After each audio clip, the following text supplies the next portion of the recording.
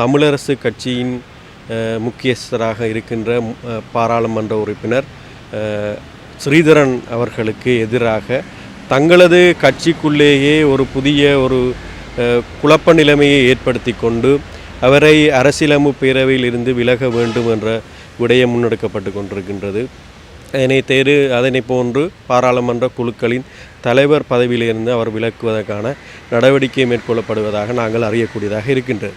அவை தமிழரசு கட்சி இன்று தமிழர்களுக்கான உரிமையை நோக்கி முன்னெடுக்கப்பட்ட ஒரு கட்சியாக இருந்தது. ஆனால் இன்று பதவி ஆசைக்கும் கதிரை போராட்டத்துக்குமான ஒரு கட்சியாக இன்று மாற்றமடைந்து கொண்டிருக்கின்றது. அதில் விசேடமாக முன்னாள் பாராளுமன்ற உறுப்பினராக இருந்த சுமந்திரன் ஐயா அவர்கள் கடந்த தேர்தலிலே தோல்வியடைந்திருந்தாலும் மீண்டும் தங்களது அதிகாரத்தை கைப்பற்றி கொள்வதற்கும் தக்க வைத்து கொள்வதற்குமாக இந்த முயற்சியை அவர்கள் ஈடுபட்டு கொண்டிருக்கின்றார்.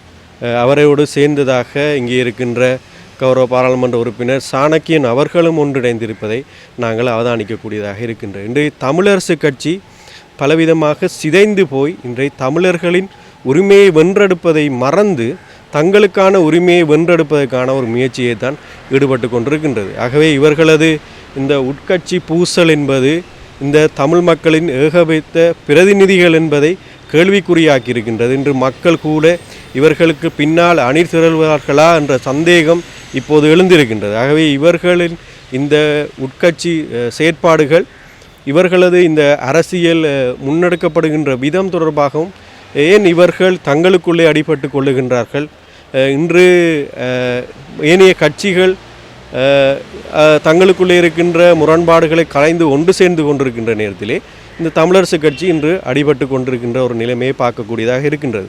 ஆகவே இன்றைய தேசிய மக்கள் சக்தி அரசாங்கம் மீது தமிழ் மக்களிடம் ஏகபித்த ஆதரவு எங்களுக்கு அதிகரித்து கொண்டு வருகின்றது.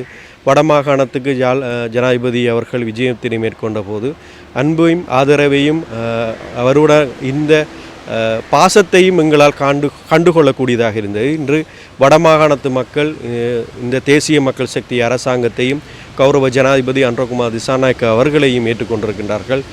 இந்த நாட்டிலே ஒரு மாற்றத்தை உருவாக்க வேண்டும் என அனைத்து தரப்பினரும் ஒன்று சேர்ந்திருக்கின்றார்கள். அதிலே இன மத வேறுபாடு கடந்து எல்லாரும் இன்று தேசிய மக்கள் சக்தியின் மீது நம்பிக்கை வைத்து பயணித்து கொண்டிருக்கின்றார்கள். இதிலே விசேடமாக இந்த கிவிலோயா வேலைத்திட்டம் தொடர்பாக விஷயம் பேசப்பட்டு கொண்டிருக்கின்றது.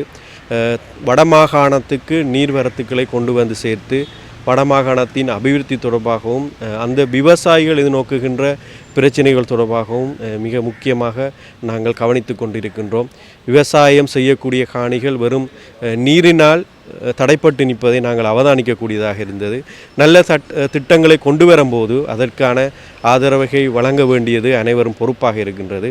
விசேடமாக அனைவரும் இந்த நாட்டு மக்கள் அனைவரும் ஒன்று சேர்ந்து இந்த நாட்டை நாங்கள் மீளுருவாக்கம் செய்து கொள்ள வேண்டும். இந்த நாட்டை நாங்கள் மீட்டுக்கொள்ள வேண்டும். இந்த வளமான தேசத்தை செழிப்பான ஒரு தேசமாக மாற்றுவதற்கு அரசாங்கத்தால் மேற்கொள்ளப்படுகின்ற பல திட்டங்கள் உள்ளூர் அரசியல்வாதிகளின் தலையீட்டின் காரணமாக அவர்களது தனிப்பட்ட அரசியல் நோக்கத்துக்காகவும் அது தடுத்து நிறுத்தப்படுகின்றது. பொதுவாக சிந்தித்து மக்களுடைய நன்மைகளையும் அவர்களது நலனையும் சிந்தித்து பார்த்து இந்த திட்டங்களை வரவேற்பது சிறப்பாக இருக்கும் என நான் எதிர்பார்க்கின்றேன். புதிய அரசியலமைப்பு தொடர்பாக நாங்கள் வாக்குறுதி ஒன்றை வழங்கியிருந்தோம் தேர்தல் காலங்களிலே. இப்போது உங்களுக்கு தெரியும், அதற்கான முன்னெடுப்புகளை நாங்கள் மேற்கொண்டிருந்த வேளையிலே இந்த டிட்வா புயல் சூறாவளி அனர்த்தத்தின் காரணமாக இந்த நாடு ஒரு பின்தங்கிய ஒரு நிலைமை ஏற்படுத்தியிருந்தது. அதை நாங்கள் மீட்டெடுத்து கொண்டு ரீபில்டிங் ஸ்ரீலங்கா என்ற வேலை திட்டத்தின் ஊடாக நாங்கள் முன்னெடுத்து கொண்டிருக்கின்றோம். இன்று பல பாலங்கள், வீதிகள், மக்கள் தொடர்பாடல் ஏற்படுத்துகின்ற விடயங்களுக்கான முன்னுரிமையை வழங்கி நாங்கள் அந்த விடயங்களை செயற்படுத்தி கொண்டு இருக்கின்றோம். அதனை போன்று மாகாண சபை தேர்தல் தொடர்பான விடயங்களை நாங்கள் முன்வைத்திருந்தோம். அதனையும் மாகாண சபை தேர்தலை நடத்துவதற்கான ஏற்பாடு செய்யப்பட்டிருந்த வேளையிலே இந்த விடயங்கள் இடம்பெற்றிருந்தது. ஆகவே அரசியலமைப்பு தொடர்பான விடயங்களிலும் சரி, ஏனைய விடயங்களிலும் நாங்கள் வெகு விரைவில் ஒரு தீர்மானத்துக்கும் அதே நேரம் புதிய அரசியலமைப்பு தொடர்பான விடயங்களும் கலந்து ஆலோசித்து இறுதிக்கட்ட ஒரு தீர்மானத்துக்கு வருவோம்.